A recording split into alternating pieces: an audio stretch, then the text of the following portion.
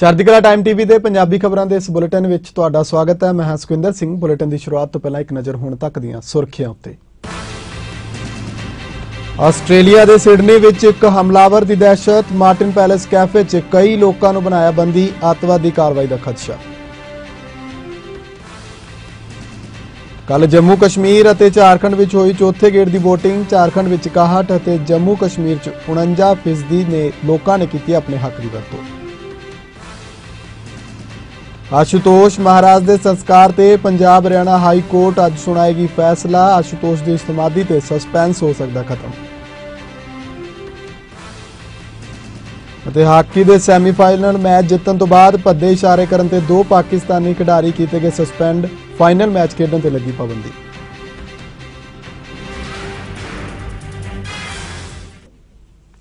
जी पंजाबी खबरां दे इस बुलेटिन विच तुहाडा स्वागत है ते बुलेटिन की शुरुआत करदे हां हुण दी अहम खबर दे नाल। आस्ट्रेलिया दे सिडनी दे मार्टिन पैलेस कैफे दे विच एक हमलावर दे वल्लों कई लोकां नूं बंधक बनाए जाण दी खबर है।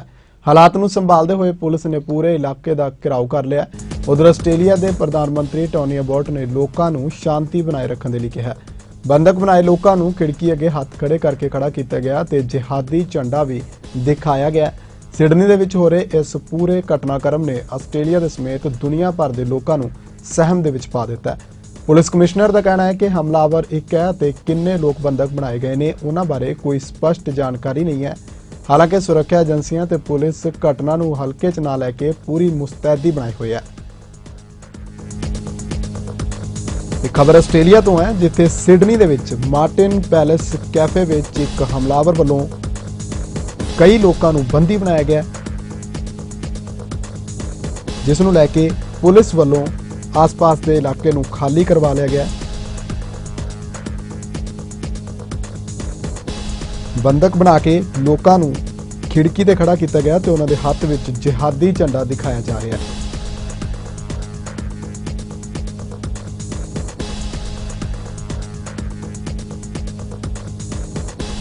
जी आस्ट्रेलिया तो बाद गल करते हैं अगली खबर की। जम्मू कश्मीर और झारखंड में बीते दिन चौथे गेड़ के तहत वोटां पाईयां गईयां। इस दौरान जिथे झारखंड में 61% वोटिंग हुई उत्थे जम्मू कश्मीर में 49% लोगों ने अपने हक की वरतों की है। हल्की फुल्की तकरार दीयां खबरां दे विचाले कुल मिला के चौथे पड़ाव की वोटिंग का काम शांतमई ढंग दे नाल नेपरे चढ़ गया। सिर्फ श्रीनगर की ही गल करिए तो इत्थे कुल 8 विधान सभा हल्के ने। पूरे कश्मीर में सिर्फ श्रीनगर की राजनीति ते पूरे सूबे की नज़र रहिंदी है। अलगवादियों का गढ़ आखे जाने वाले श्रीनगर के 5 विधान सभा हल्के भी इसे ही शहर में ने। इन्हां सीटां ते जित दे लई पीडीपी बीते 12 साल तो जोर लगा रही है। भाजपा ने भी श्रीनगर में अपना पूरा जोर लगा रखा है। भाजपा ने श्रीनगर दी 8 सीटां ते अपने उम्मीदवार खड़े किए हुए हैं।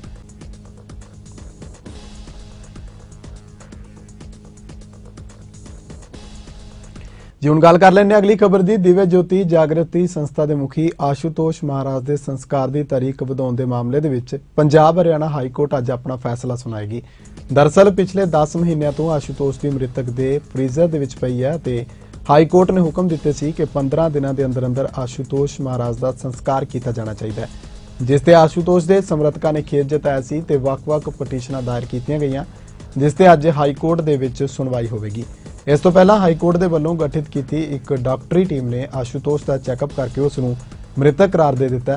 पर आशुतोष के समर्थकों का मनना है कि वह मरे नहीं, वो समाधि विच गए ने अते जल्द ही वापस आ जाएंगे।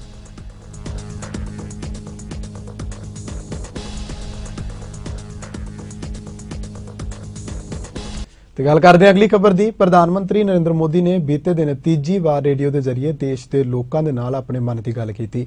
इस बार पीएम मोदी ने नौजवानों में बढ़ती नशे की आदत ते चिंता जाहिर की, इस समाजिक बुराई को खत्म करने का संदेश भी दिता।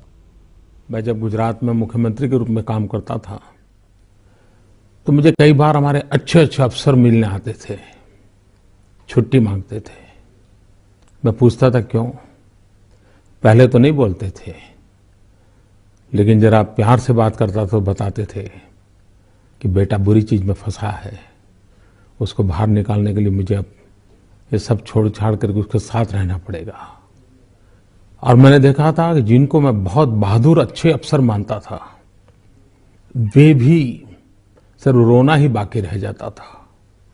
मैंने ऐसे कई माताएं देखी है मैं एक बार पंजाब में गया था, तो वहाँ माताएं मुझे मिली थी, बहुत गुस्सा भी कर रही थी, बहुत पीड़ा व्यक्त कर रही थी। हमने इसकी चिंता समाज के रूप में करनी होगी। और मैं जानता हूं कि बालक जो इस बुराई में फंसता है, तो कभी कभी हम उस बालक को दोषी मानते हैं, बालक को बुरा मानते हैं। हकीकत यह है कि नशा बुरा है, बालक बुरा नहीं है।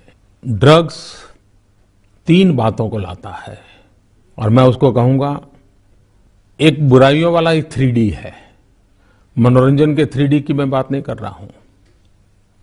एक डी है डार्कनेस, दूसरा डी है डिस्ट्रक्शन, और तीसरा डी है डिवास्टेशन।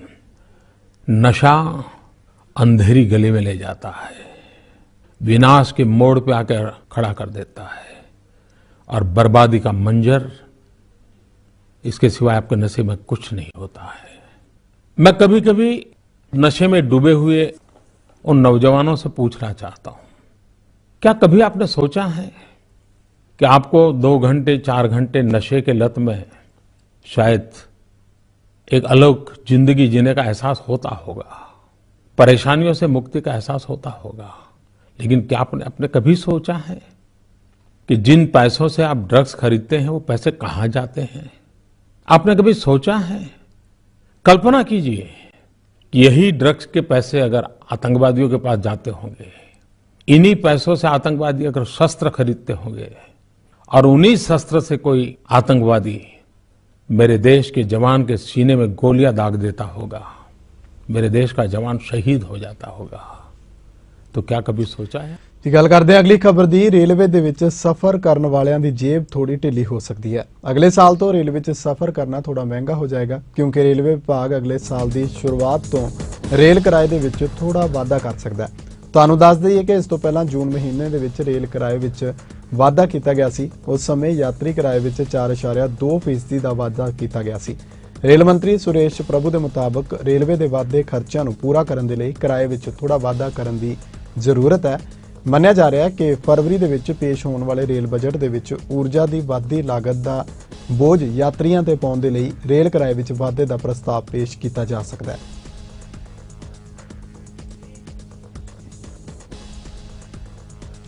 श्रोमणी अकाली दल भाजपा सरकार ने अपने इस लंबे कार्यकाल के दौरान पंजाब का बहुपक्षी विकास किया है। अज पंजाब का कोई भी कोना अजिहा नहीं है जिथे विकास का बोलबाला ना होवे।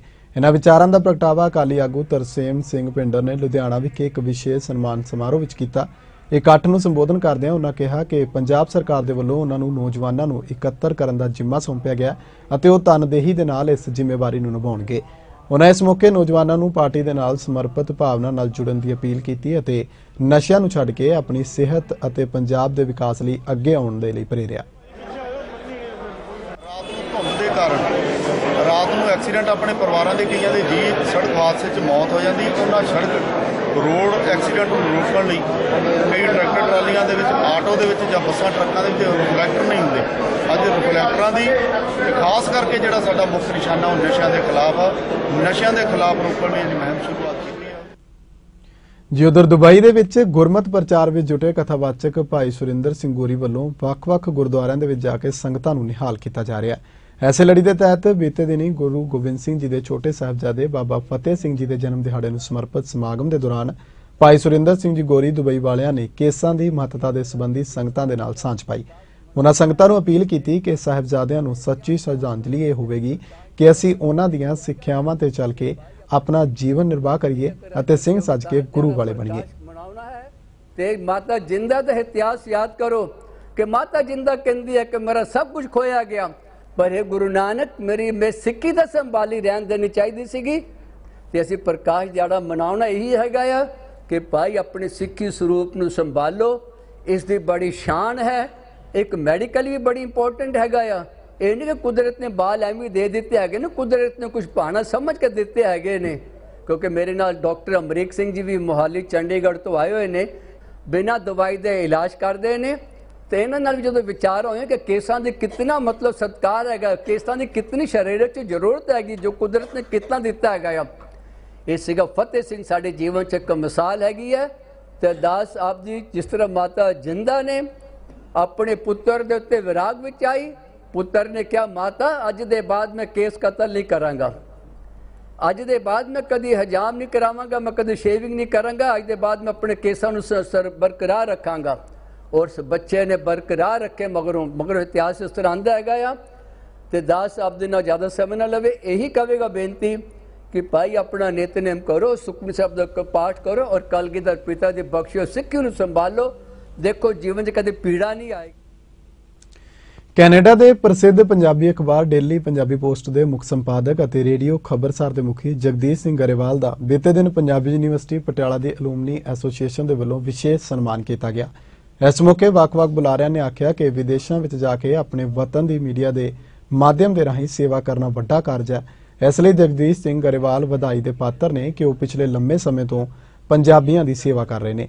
ਉਨ੍ਹਾਂ ਕਿਹਾ ਕਿ ਵਿਦੇਸ਼ਾਂ ਦੀ ਧਰਤੀ ਤੇ ਸਮੂਹ ਪੰਜਾਬੀਆਂ ਨੂੰ ਆਪਣੀ ਭਾਸ਼ਾ ਤੇ ਸੱਭਿਆਚਾਰ ਦੇ ਨਾਲ ਜੋੜਨ ਦੇ ਲਈ ਜਗਦੀਸ਼ ਗਰੇਵਾਲ ਹੋਰਾਂ ਦੇ ਵੱਲੋਂ ਕੀਤੇ ਜਾ ਰਹੇ ਸਾਰਥਕ ਉਪਰਾਲਿਆਂ ਦੀ ਸ਼ਲਾਘਾ ਕਰਨੀ ਬਣਦੀ ਹੈ, ਕਿਉਂਕਿ ਕਿਸੇ ਵੀ ਕੌਮ ਦੀ ਭਾਸ਼ਾ ਤੇ ਸੱਭਿਆਚਾਰ ਨੂੰ ਚੁਣੌਤੀਆਂ ਦੇ ਦੌਰ 'ਚ ਸੰਭਾਲਣ ਦੇ ਲਈ ਕੀਤੇ ਜਾਣ ਵਾਲੇ ਯਤਨਾਂ ਦਾ ਵੱਡਾ ਹਿੱਸਾ ਗਰੇਵਾਲ ਹੋਰਾਂ ਦੇ ਹਿੱਸੇ ਆਉਂਦਾ ਹੈ। ਤਮੰਨਾ ਹੈ ਕਿ ਅਸੀਂ ਵੱਧ ਤੋਂ ਵੱਧ ਉੱਥੇ ਬਾਰੇ ਲਿਖ ਸਕੀਏ, ਜਿਹੜੇ ਮੁਲਕ 'ਚ ਅਸੀਂ ਬੈਠੇ ਹਾਂ ਉੱਥੋਂ ਦੀ ਗੱਲ ਕਰ ਸਕੀਏ। ਪਰ ਇਹ ਸਾਰਾ ਕੁਝ ਕਰਨਾ ਸਾਡੇ ਲਈ ਬਹੁਤ ਮੁਸ਼ਕਿਲ ਹੈ, ਕਿਉਂਕਿ ਉੱਥੇ ਇੱਕ ਜਿਹੜੇ ਜਰਨਲਿਸਟ ਦੀ ਪੇ ਹੈ ਬਹੁਤ ਜ਼ਿਆਦਾ ਹੈ ਕੰਪੈਰੇਟਿਵਲੀ ਇੱਥੇ ਤੁਹਾਡੇ ਇਹਦੇ ਨਾਲ। ਸੋ ਲੋਕਲ ਜਿਹੜੀ ਕਵਰੇਜ ਹੈ ਉਹ ਸਾਨੂੰ ਕਾਫੀ ਮਹਿੰਗੀ ਪੈਂਦੀ ਹੈ, ਪਰ ਫਿਰ ਵੀ ਅਸੀਂ ਉਸ ਦੇ ਲਈ ਡਟੇ ਹੋਏ ਹਾਂ ਤੇ ਉਹਦੇ ਲਈ ਲੱਗੇ ਹੋਏ ਹਾਂ। ਪਰ ਜਿਸ ਤਰ੍ਹਾਂ ਦਾ ਕੰਮ ਇੱਥੇ ਹੋ ਰਿਹਾ ਹੈ ਉਸ ਤਰ੍ਹਾਂ ਦਾ ਕੰਮ ਹਜੇ ਨਹੀਂ ਹੋ ਸਕੇਗਾ। ਬਹੁਤ ਅਸੀਂ ਉੱਥੇ ਕੋਸ਼ਿਸ਼ ਕਰੀਦੀਆਂ ਨੇ ਇਨਵੈਸਟੀਗੇਟਿਵ ਰਿਪੋਰਟ ਛਾਪਣ ਦੇ ਲਈ, ਜਿਹਦੇ ਤੇ ਨੈਸ਼ਨਲ ਮੀਡੀਆ ਵੀ ਹੁਣ ਜਿਹੜਾ ਉੱਥੋਂ ਦਾ ਕੈਨੇਡਾ ਦਾ ਉਹ ਸਾਡੇ ਵੱਲ ਦੇਖਦਾ ਹੈ। ਤੇ ਜਿਹੜਾ ਇਸ ਸਮੇਂ ਸੰਕਟ ਦੀ ਤੁਸੀਂ ਗੱਲ ਕੀਤੀ ਹੈ ਉਹ ਹੈ ਇੰਟਰਨੈਟ ਦਾ ਯੁੱਗ ਹੈ, ਔਰ ਜ਼ਿਆਦਾਤਰ ਲੋਕ ਆ ਜਿਹੜੇ ਇੰਟਰਨੈਟ ਨਾਲ ਜੁੜੇ ਨੇ, ਔਰ ਇੰਟਰਨੈਟ ਦੇ ਉੱਤੇ ਫੇਸਬੁੱਕ ਹੋ ਗਿਆ ਜਾਂ ਫਿਰ ਹੋਰ ਕੋਈ ਸੋਸ਼ਲ ਮੀਡੀਆ ਹੋ ਗਿਆ, ਉਹਦੇ ਤੇ ਜਿਹੜੇ ਲੋਕ ਅੱਜ ਕੱਲ੍ਹ ਪੜ੍ਹਨ ਨੂੰ ਤਰਜੀਹ ਦਿੰਦੇ ਨੇ ਉਹ ਜ਼ਿਆਦਾਤਰ ਉਹ ਮਸਾਲਾ ਪੜ੍ਹਨ ਨੂੰ ਤਰਜੀਹ ਦਿੰਦੇ ਨੇ, ਜਿਹਦੀ ਕੋਈ ਇੰਨੀ ਜ਼ਿਆਦਾ ਅਹਿਮੀਅਤ ਨਹੀਂ ਹੁੰਦੀ, ਜਾਂ ਜਿਹੜਾ ਕਿ ਇੱਕ ਤਰ੍ਹਾਂ ਕੰਟਰੋਵਰਸ਼ੀਅਲ ਜਿਹਾ ਲੋਕ ਹੈ ਉਹਨੂੰ ਜ਼ਿਆਦਾ ਵਾਇਰਲ ਕਰਦੇ ਨੇ, ਉਹਨੂੰ ਜ਼ਿਆਦਾ ਪੜ੍ਹਦੇ ਨੇ। ਇੱਕ ਚੰਗੀ ਖਬਰ, ਇੱਕ ਚੰਗਾ ਆਰਟੀਕਲ ਪੜ੍ਹਨ ਨੂੰ ਜਿਹੜੇ ਪਾਠਕ ਹੈ ਉਹ ਤਰਜੀਹ ਦੇਣੋਂ ਘੱਟ ਰਹੇ ਨੇ, ਜ਼ਿਆਦਾ ਹੀ ਟਾਈਮ ਆਪਣਾ ਫੇਸਬੁੱਕ ਤੇ ਬੈਠ ਕੇ ਲਾ ਰਹੇ ਨੇ। ਸੋ ਉਹਦੇ 'ਚ ਕਈ ਵਾਰੀ ਸਾਨੂੰ ਘਾਟ ਮਹਿਸੂਸ ਹੁੰਦੀ ਹੈ ਕਿ ਕਿਤੇ ਇਹ ਜਿਹੜਾ ਫੇਸਬੁੱਕ ਦਾ ਕੰਮ ਹੈ ਕਿਤੇ ਸਾਡੇ ਇਹ ਅਖਬਾਰਾਂ ਨੂੰ ਇਹਨਾਂ ਦੀ ਜਿਹੜੀ ਲੋਕਪ੍ਰਿਯਤਾ ਉਹਨੂੰ ਘਟਾ ਨਾ ਦੇਵੇ। ਤੇ ਅਗਲੀ ਖਬਰ ਅੰਬਾਲਾ ਤੋਂ ਹੈ, ਜਿੱਥੇ ਗੁਰਦੁਆਰਾ ਲਖੌਰ ਸਾਹਿਬ ਵਿਖੇ ਭਾਈ ਗੁਰਬਖਸ਼ ਸਿੰਘ ਖਾਲਸਾ ਦੇ ਵੱਲੋਂ ਬੰਦੀ ਸਿੱਖਾਂ ਦੀ ਰਿਹਾਈ ਦੇ ਲਈ ਕੀਤੀ ਜਾ ਰਹੀ ਭੁੱਖ ਹੜਤਾਲ ਲਗਾਤਾਰ ਜਾਰੀ ਹੈ। ਪਿਛਲੇ 1 ਮਹੀਨੇ ਤੋਂ ਭੁੱਖ ਹੜਤਾਲ ਤੇ ਬੈਠੇ ਭਾਈ ਗੁਰਬਖਸ਼ ਸਿੰਘ ਖਾਲਸਾ ਦੀ ਹਾਲਤ ਵੀ ਕਮਜ਼ੋਰ ਹੁੰਦੀ ਜਾ ਰਹੀ ਹੈ ਅਤੇ ਉਹਨਾਂ ਦਾ ਭਾਰ ਵੀ ਕਰੀਬ 14.5 ਕਿਲੋ ਘਟ ਚੁੱਕਿਆ ਹੈ। ਉਧਰ ਭਾਈ ਖਾਲਸਾ ਦੇ ਸਮਰਥਕਾਂ ਦੇ ਵੱਲੋਂ ਸ੍ਰੀ ਗੁਰੂ ਗ੍ਰੰਥ ਸਾਹਿਬ ਜੀ ਦਾ ਪਾਠ ਕਰਵਾਇਆ ਗਿਆ, ਜਿਸ ਵਿੱਚ ਗੁਰਬਖਸ਼ ਸਿੰਘ ਖਾਲਸਾ ਦੀ ਸਿਹਤਯਾਬੀ ਲਈ ਅਰਦਾਸ ਕੀਤੀ ਗਈ। ਇਸ ਮੌਕੇ ਪਹੁੰਚੀਆਂ ਪੰਥਕ ਸ਼ਖਸੀਅਤਾਂ ਨੇ ਜਿੱਥੇ ਭਾਈ ਖਾਲਸਾ ਦੀ ਸਿਹਤ ਨੂੰ ਲੈ ਕੇ ਚਿੰਤਾ ਜ਼ਾਹਰ ਕੀਤੀ, ਉੱਥੇ ਉਹਨਾਂ ਸਰਕਾਰ ਨੂੰ ਵੀ ਇਸ ਗੰਭੀਰ ਮੁੱਦੇ ਵੱਲ ਧਿਆਨ ਦੇ ਕੇ ਚਿਰਾਂ ਤੋਂ ਜੇਲ੍ਹਾਂ ਵਿੱਚ ਬੰਦ ਸਜ਼ਾਵਾਂ ਭੁਗਤ ਚੁੱਕੇ ਕੈਦੀਆਂ ਦੀ ਛੇਤੀ ਰਿਹਾਈ ਕੀਤੇ ਜਾਣ ਦੀ ਅਪੀਲ ਕੀਤੀ। ਉਹਨਾਂ ਦੇ ਪਿੱਛੇ ਆਪਾਂ ਸਹਿਯੋਗ ਦਈਏ ਤੇ ਜੋ ਜਿਹੜੇ ਸਿੰਘ ਪੰਜਾਬ ਦੇ ਕੁਛ ਆਪਣੇ ਸਾਡੀ ਮਾਤਾ ਦੀ ਚੁੱਟੀ ਜੇਲ੍ਹ 'ਚ, ਇੱਕ ਸਿੰਘ ਹੋਰ ਕਨਾਲ ਜੇਲ੍ਹ 'ਚ ਆ। ਜੀ ਅਗਲੀ ਖਬਰ ਖੇਡ ਮੈਦਾਨ ਤੋਂ ਹੈ। ਪਿਛਲੇ ਦਿਨੀ ਚੈਂਪੀਅਨਸ ਟਰਾਫੀ ਦੇ ਤਹਿਤ ਭਾਰਤ ਦੇ ਖਿਲਾਫ ਸੈਮੀਫਾਈਨਲ ਵਿੱਚ ਜਿੱਤ ਹਾਸਲ ਕਰਨ ਤੋਂ ਬਾਅਦ ਦਰਸ਼ਕਾਂ ਦੇ ਵੱਲ ਭੱਦੇ ਇਸ਼ਾਰੇ ਕਰਨ ਤੇ ਪਾਕਿਸਤਾਨ ਦੇ 2 ਖਿਡਾਰੀਆਂ ਨੂੰ ਫਾਈਨਲ ਮੈਚ ਖੇਡਣ ਤੋਂ ਸਸਪੈਂਡ ਕਰ ਦਿੱਤਾ ਗਿਆ। ਮੁਹੰਮਦ ਤੋਸ਼ਿਕ ਅਤੇ ਅਲੀ ਅਮਜਦ ਫਾਈਨਲ ਮੈਚ ਦੇ ਵਿੱਚ ਨਹੀਂ ਖੇਡੇ। ਅੰਤਰਰਾਸ਼ਟਰੀ ਹਾਕੀ ਮਹਾਸੰਘ ਦੇ ਵੱਲੋਂ ਜਾਰੀ ਬਿਆਨ ਦੇ ਵਿੱਚ ਕਿਹਾ ਗਿਆ ਕਿ ਸੋਸ਼ਲ ਮੀਡੀਆ ਤੇ ਆਈਆਂ ਤਸਵੀਰਾਂ ਤੋਂ ਸਬੂਤ ਮਿਲੇ ਨੇ, ਜਿਨ੍ਹਾਂ ਤੋਂ ਪਤਾ ਲੱਗਦਾ ਹੈ ਕਿ ਪਾਕਿਸਤਾਨੀ ਖਿਡਾਰੀਆਂ ਨੇ ਮੈਚ ਦੇ ਵਿੱਚ ਜਿੱਤਣ ਤੋਂ ਬਾਅਦ ਗੰਦੇ ਇਸ਼ਾਰੇ ਕੀਤੇ ਸਨ, ਜਿਸ ਨੂੰ ਲੈ ਕੇ ਪਾਕਿਸਤਾਨ ਦੇ 2 ਖਿਡਾਰੀਆਂ ਤੇ ਫਾਈਨਲ ਮੈਚ ਵਿੱਚ ਖੇਡਣ ਤੋਂ ਬੈਨ ਲਗਾਇਆ ਗਿਆ।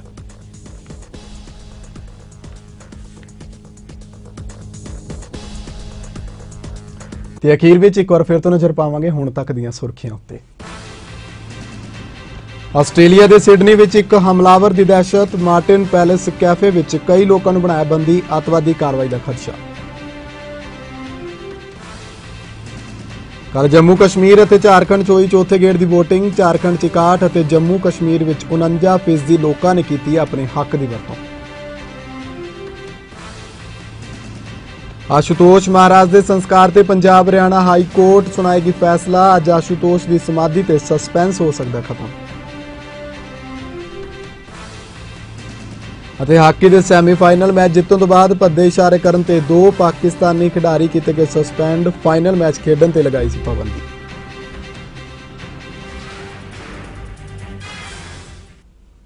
ਸੋ ਬੁਲੇਟਿਨ ਦੇ ਅਖੀਰ ਵਿੱਚ ਜਾਂਦੇ ਤੁਹਾਨੂੰ ਛੱਡ ਜਾਂਦੇ ਆ ਖਬਰਾਂ ਫਟਾਫਟ ਦੇ ਨਾਲ।